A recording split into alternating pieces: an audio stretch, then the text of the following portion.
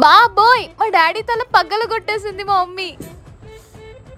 Last వరకు చూస్తే ఎందుకో మీకే అర్థమవుతుంది. So guys welcome to one more day in my life. ఈ రోజు అయితే లహరి ఆంటీ వాళ్ళ షూట్ అన్నమాట. లహరి ఆంటీ ఎవరు అనుకుంటున్నారా? ఇదిగో ఈవిడే. ఇక్కడ ఇలా మా షూట్ జరుగుతుందా?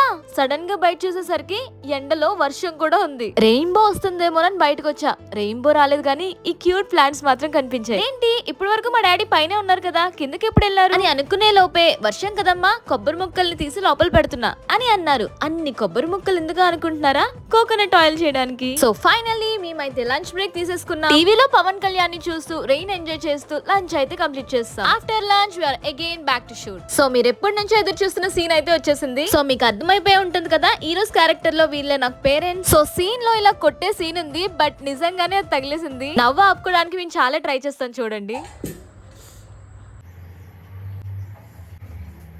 Okay bye.